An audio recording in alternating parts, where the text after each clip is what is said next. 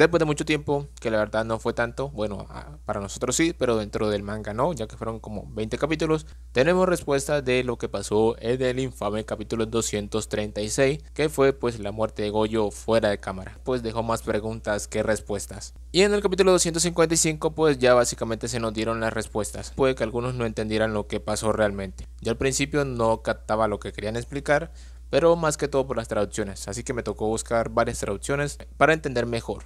Ya todos sabemos que Sukuna utilizó a Majoraga como un ejemplo para poder lanzar el corte al mundo. Él explicó que el primer corte que le hizo Majoraga a Goyo no le servía, ya que básicamente fue un corte normal, ya que para Majoraga el infinito de Goyo ya no existía, ya lo anulaba, porque se había adaptado a él. Y el segundo corte fue el que le funcionó, ya que Majoraga no anuló el infinito, sino que amplió el rango de corte. Y no se limitó simplemente a cortar a Goyo, sino al mundo como tal, al espacio en sí mismo. Entonces al ver a Majoraga hacer eso, este copió ese mismo movimiento. Pero ¿qué pasa? Que después de que Goyo lanzó el púrpura, Sukuna quedó vuelto miércoles, quedó con un solo brazo. Y para poder hacer el corte al mundo, necesitaba hacer el sello de manos, que es el mismo que utiliza para expandir su dominio. Al parecer no necesitaba cántico ni nada, simplemente hacer el sello con las manos y luego de redirigir el corte. Entonces, como el pana solo tenía un brazo y tenía a Goyo a pocos metros de él, entonces decidió hacer un voto vinculante, en el que básicamente, a cambio de poder lanzar el corte con una sola mano, para las siguientes veces que lo fuera a lanzar iba a necesitar cántico, sello de manos, una mano para poder redirigir el corte. Y todo esto se lo sumó al parecer a su desmantelar, ya que recordemos que Sukuna tiene dos tipos de cortes, que es el desmantelar, que es una sola ráfaga, que es la más potente que él tiene, y el otro tipo de cortes que es como un tipo red,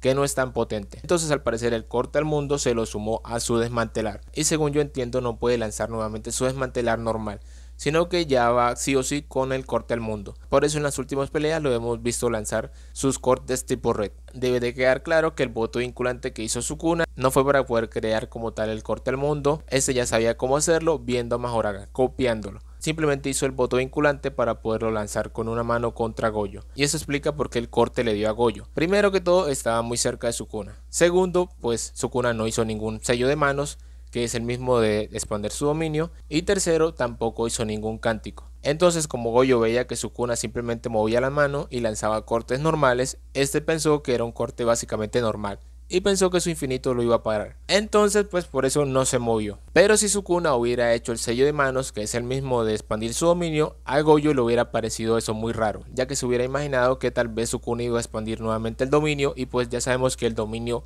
sí le hace daño porque cancela su infinito. Y realmente eso era lo que yo esperaba desde hace tantos capítulos, que dieran una explicación lógica y coherente de qué había pasado. Básicamente Goyo no vio el corte, no porque no pudiera, sino porque pensó que era un corte normal. Porque Sukuna pues se saltó el paso del sello de manos, cántico y toda esa miércoles. Entonces para Goyo era un corte común y corriente, que pensó que su infinito iba a parar. Así que ya podemos dejar de estar diciendo que el usuario de los 6 ojos no pudo ver un corte, pero un random sí. Y cuando utilizó el corte contra Yuta, pudimos ver que Rika y Itadori lo tenían sometido básicamente de los brazos y los otros se los había cortado Yuta. Pero aún así este logró lanzar el corte. En un principio pensé que Sukuna había hecho otro voto vinculante, agregándose una nueva regla más a este corte para poder lanzárselo a Yuta. Pero ya después, cuando se enfrentó con Kusakabe, pudimos ver que Sukuna puede lanzar sus cortes normales sin necesidad de utilizar sus manos. Entonces de esa manera fue que pudo cortar a Rika detrás de él y a Itadori. En cambio Yuta sí se tragó el corte al mundo. Y antes de que digan que fue un guionazo, ya pudimos ver a Goyo en el capítulo 52 hacer esto mismo, contra el tipo este calvo hechicero corrupto. Goyo no hizo ningún movimiento y aún así logró partirle los brazos y las piernas.